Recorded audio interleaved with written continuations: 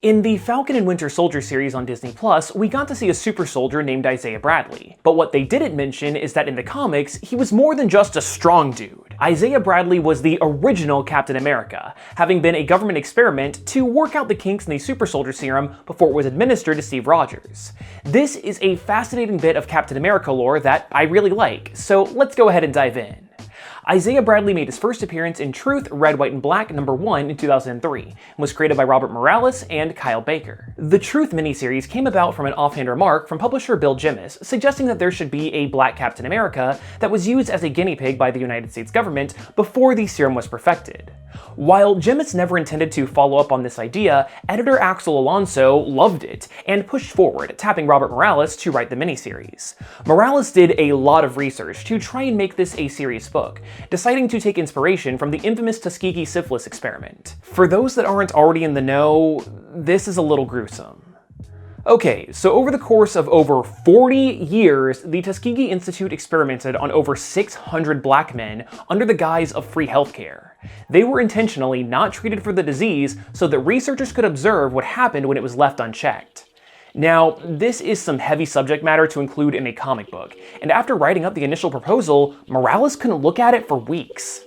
Originally, Truth wasn't planned to be included in the official Marvel Comics continuity, but it was rolled into it later on. Also, you might notice that the art in this book is a lot different from your typical superhero fare. Well, that's because that was intentionally done to appeal to outside audiences of hip-hop fans. So, okay, with all of that behind-the-scenes history out of the way, let's talk about the interesting, albeit short history of this amazing character. Isaiah Bradley and his wife Faith lived a pretty nice life. I mean, they had to deal with the standard racism and discrimination that was rampant at the time, but despite having a baby on the way, the two had to be separated when the United States joined World War II. With segregation being standard practice, Bradley was placed inside of an all-black battalion, which was always seen as lesser in the eyes of the military, getting less favorable equipment and lodging. But that was pretty minor stuff compared to what would happen next. A higher-up in the military came to camp with an order to shut it down, kill everyone in charge, and wipe the battalion off the records. The soldiers were rounded up, shipped off to laboratories, and declared as dead. These men were used as test subjects to create the perfect super soldier. What, you thought that they lucked out and made a fully formed Captain America on the first try? No. There was a lot of experimentation done, with countless men perishing in really gruesome ways, and the few that did survive couldn't last long, and they died shortly thereafter.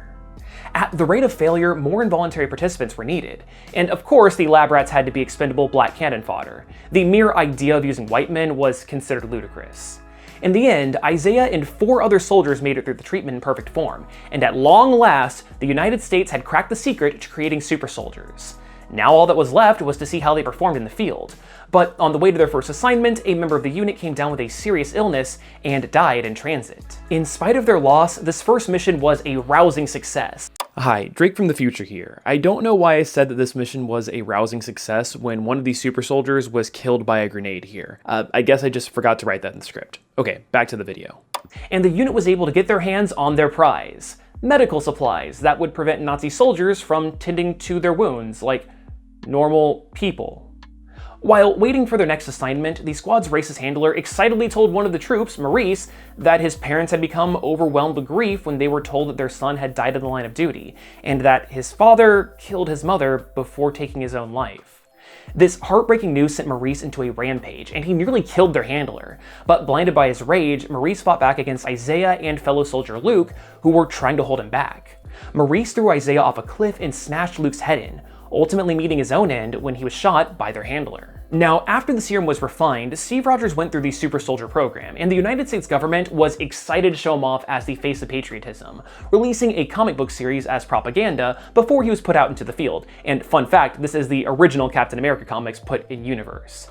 Steve was meant to lead the trio of black soldiers as Captain America, but due to his flight being delayed and the incident with Maurice, their first operation was in complete disarray. Desperate for this mission to be a success, all eyes turned to Isaiah, who was in recovery after surviving the fall. Still in bandages from his injuries, Bradley was tasked with his suicide mission, which as a good soldier, he accepted without hesitation. Having been a big fan of the Captain America comic series, Isaiah stole the costume that was meant for Steve Rogers, and he parachuted across enemy lines as the first ever Captain America. Bradley was a one-man army, expertly taking out enemy forces and destroying buildings on the base, but he was horrified to find a laboratory that was filled with German experiments, not unlike the ones that he was subjected to.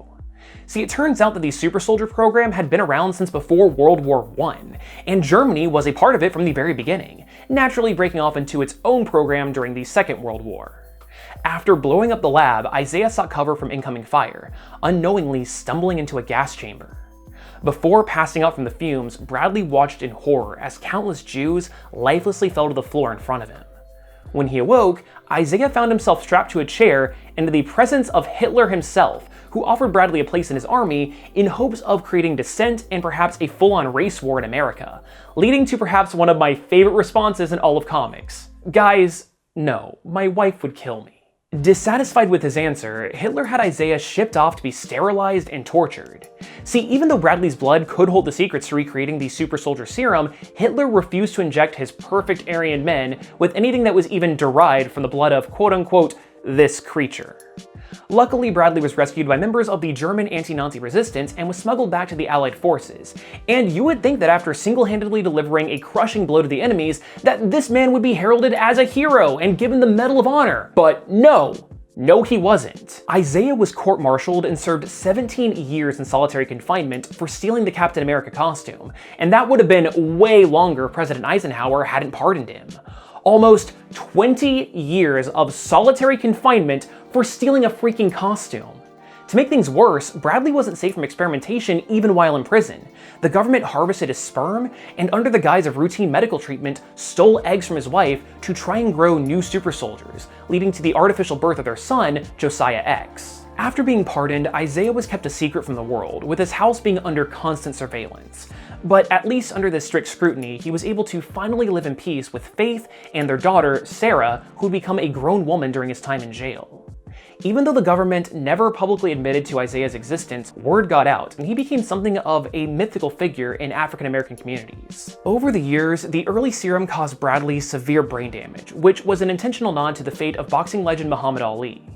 Despite aging at a decelerated rate and maintaining peak physical fitness, Isaiah's mind regressed to that of a child.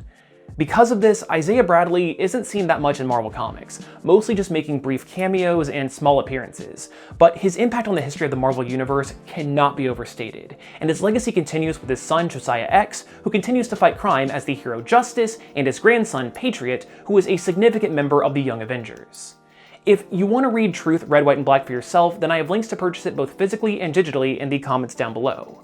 Buying it through this link really does help, and if I'm going to be honest, that's pretty much the only real storyline of note about Isaiah Bradley. So if you want to know more, that's exactly what you need to read.